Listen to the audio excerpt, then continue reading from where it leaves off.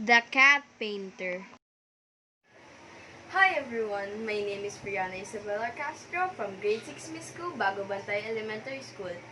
And the story that I'm about to tell you is the story of the Cat Painter. The Cat Painter. Quite a very long time ago, when the earth was not so old, animals came in only one color. This is to say, if a frog were colored green, it would be the same shade of green all over. And if a dog was colored white, it would be the same cast white all over. God entrusted coloring of animal to a special team of angels whose task it was to paint every animal bound for earth. For there was an angel for painting the frogs, an angel for painting for dogs, an angel for the fish, the birds, there was an angel for every kind of animal. They did their work in glittering chambers lined with jars of brushes and paint. One such chamber was the domain of angel by the name of Myro, whose task it was to color cats. Only 3 colors paint did he use for his work: black, white, and yellow. He painted every cat with utmost care, and each one sprang out of his hands the darkest black, the most brilliant white, or the darkest black, the most brilliant white, or the brightest yellow all around. Of all animal painters, Marvel is especially favored by God for his diligence in imbibing his creatures with color. It was to him that the young apprentice angel were sent to learn how to color a living, breathing animal. This is how the eager young Rahal, a most unusual angel with a sparkle on his eyes, and a halo just as slight as askew, first came to the workshop of painters. "Why can we only use one color on a cat?" the young Rahal asked before Maro could so much as flourish his brush.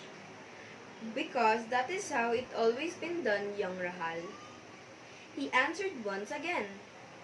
Myrtle was not an angel used to speaking much words. Indeed, most angels prefer to speak no words at all. Rahal was most unlikely every other apprentice he had ever known. He asked many questions that had never, ever had been asked before. From behind the jars of paint, he plucked a completely black cat and pursed fast asleep on the shelves. He looked at it from back to front and thought, well, why not? He took up his brush, dipped it in a jar, with a few quick switches. He gave the little fine line small touches of white, and its throat, 4 paws, and the very end of the tail. Quite nice, Rahal thought. The next cat inspired another. Why not? And so did the next, and the next, and the next. He borrowed a jar of red paint from the angel in charge of birds, and a jar of green paint from the angel in charge of frogs. When he asked him why, he said he needed red. He said he needed red to add to green to make some brown, and that he needed red to add to yellow to make some orange. They told him that he need no brown and need no orange, for he only painted cats, and the color for cats couldn't be any other than black, white, and yellow. But all Rahal had to do to that, I to do. But all Rahal had to say to that was this: why not? Myrtle had obviously no words to say. He picked up the 3-colored cat by the scruff of its neck. He motioned Rahal to follow him down a long, glittering corridor toward the chambering of God himself, where he sat upon a throne wooden of sunlight from a early dawn. Myrtle presented his young apprentice and deposited the tiny cat into God's outstretched hand. Rahal adjusted his halo and nervously waited for the storm to break. God looked at the mewling 3-colored cat in the palm of his hand, which he thought looked as if it had been pelled by the torrent of paintballs, and he laughed. Ha ha ha ha ha! a deep, hearty sound that rang through the chambers like church bells at Christmas. Is this your work, Mr. Painter? He asked Rahal, who nodded so hard that that his halo slipped over his eyes.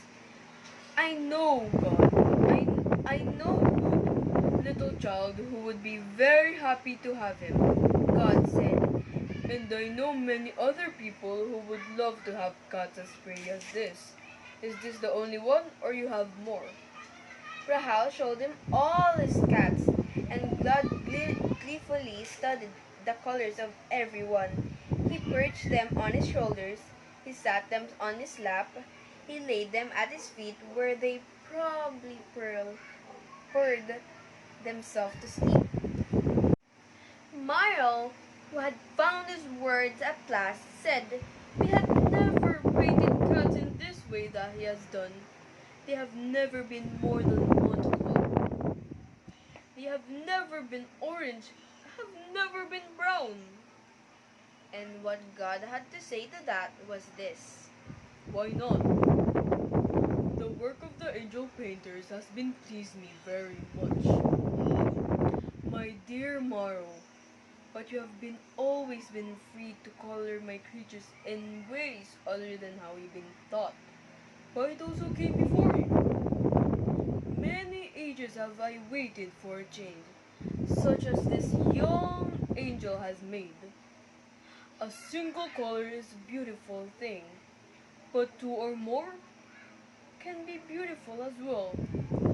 This is the before, and this is the after. Many of the angel painters was inspired by Rahal's new manner of coloring cats. It was not long before many other creatures was sent down to earth in more than one hue, and the change has to been seen in even the commonest of animals. Dogs and cows appeared with spots and patches, and birds and fish came in colors in a many vibrant combination as could be imagined. Myro still preferred to paint in the old way, and that meant only one color at a time. One in a few ages though, when his routine began to change, he would put a little spot of a different color in a very inconspicuous place. A completely black cat might turn out to be not completely black at all if he sneaked a white spot just under its chin. And what about Rahal? Continued to this day assisting Myrtle in the coloring of cats, and he painted them exactly as he pleased.